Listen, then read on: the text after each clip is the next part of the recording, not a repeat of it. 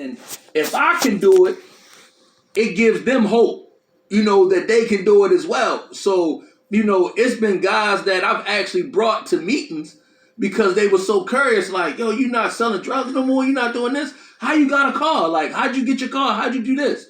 And when I start to explain it to them, it's just like, well, how do I get a part of that? You know what I mean? So I think that not just the name of the organization, but I think just us in general, we give hope to a lot of people because guys know where we used to be at.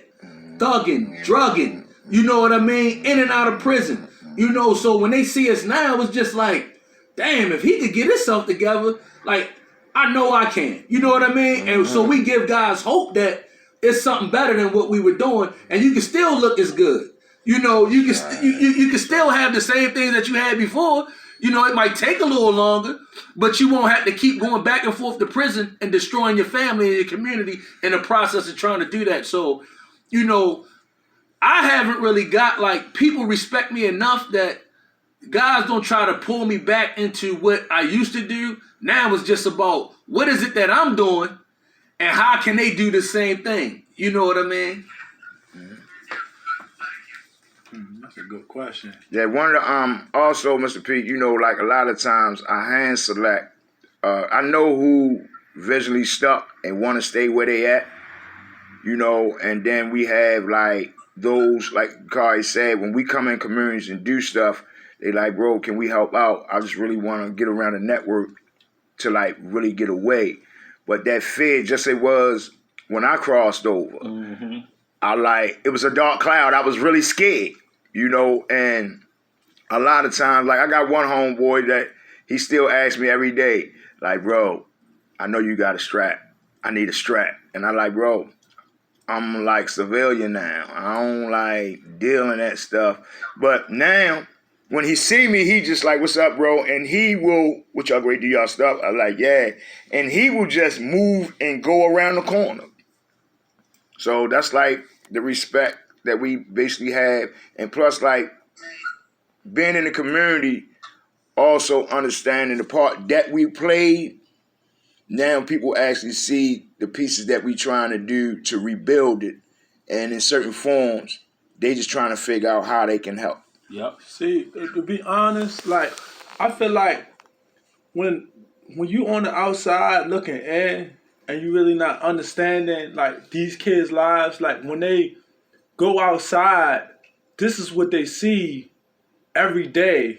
Murders and stuff to them, it's like normal because it's every day. So they desensitize. And when you begin to become desensitized, you're having an emotional battle. And sometimes that can become spiritual.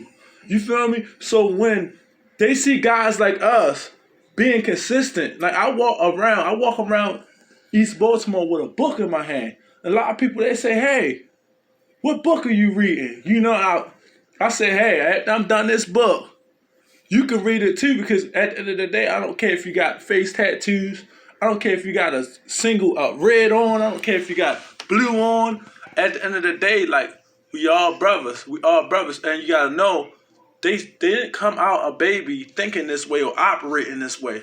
This was something that was programmed over time. And from that age of you 1 to 7, whatever you see or whatever the pace your parents are setting for you, that's what you're gonna grow and become. So at the end of the day, if it's nothing there to inspire you or to keep you consistently seeing something consistently, you're gonna wonder and be curious, what's really on the other side?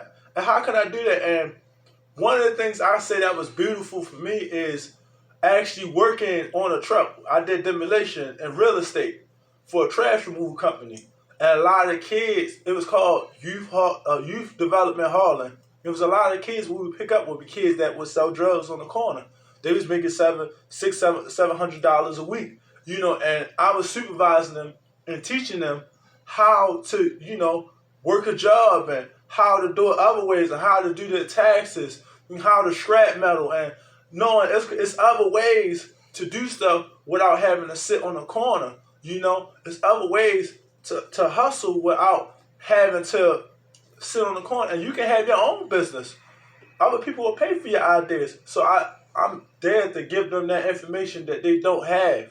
And when they're given that information, they see something else than what they see you every day. Mm-hmm. You know? Mm-hmm. Yeah. Yeah. Yeah, Rob. Yeah, I'm another Rob here. I'm Bakari and Rob and Antoine. I'm just so impressed with you guys and the strong voices that each one of you have. It's just great to hear you. Is that something that each one of you has always had an inside strong voice wanting to come out, or is it something that you've developed as you've gone along, or you know, and where do you want the strong voice to go in the future? Oh wow, that's an excellent question. And as you ask that question, I think back, and I've always kind of been a leader amongst my peers, right? But I didn't really understand the influence that I had. So, in my mind, I was just always doing my own thing. And then I can remember when I first went to prison, I was sentenced to go to a program in Patuxent for youthful offenders. And while I was in the system waiting to get to Patuxent, I had a lot of older guys telling me like, yeah, you're going to Patuxent. This is your responsibility to do this, that, third. And I'm thinking like, no, I'm just trying to get out of jail. Like, I'm just trying to do my program and get out of jail. I'm not worried about nobody else, da-da-da-da. But they were showing me and giving me insight into my purpose and my mission. And I didn't even realize it at the time until I actually got to Patuxent. And 5 years after being there, I starting programs. I was doing a lot of mentoring. And it just hit me one day like, this is what they told me I needed to do. And I've always been the type of person where I just like to help people. I like to win. I like to see other people win. I like to help people. I've always been a servant. You know what I mean? And not to get too spiritual, but when you study all the holy books, regardless of what denomination it comes from, the greatest men and women in these books, they were always servants. And that taught me something. Like, as human beings, we have a responsibility to serve others in whatever capacity we can do so.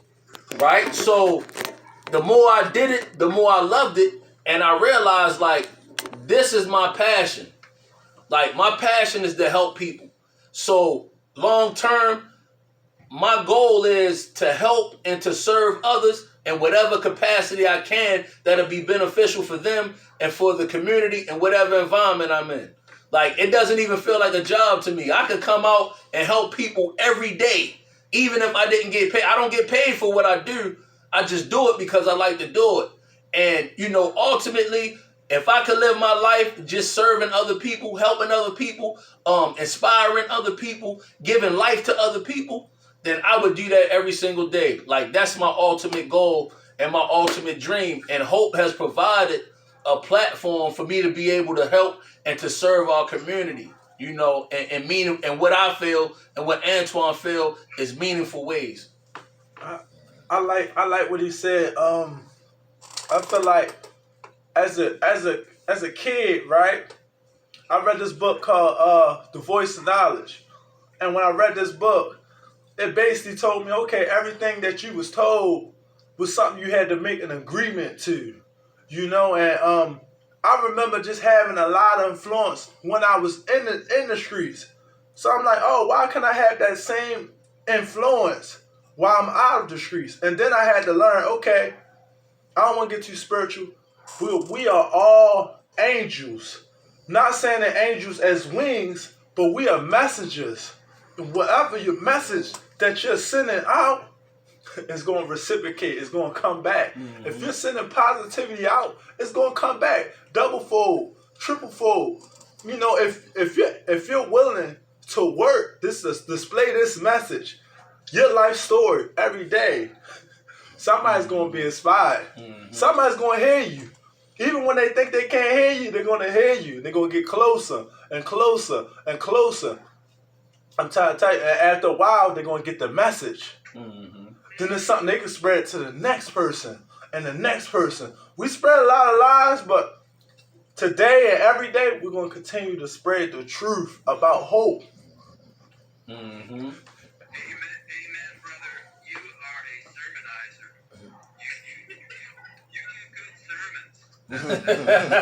Yeah, absolutely. You have a real calling. This is what I need to do in this world. Yeah. And it's beautiful. And think of all the people that are so confused and don't know what to do. And the beauty of the stories that you guys are telling about who you are and the good you're doing in the world is something that everybody needs.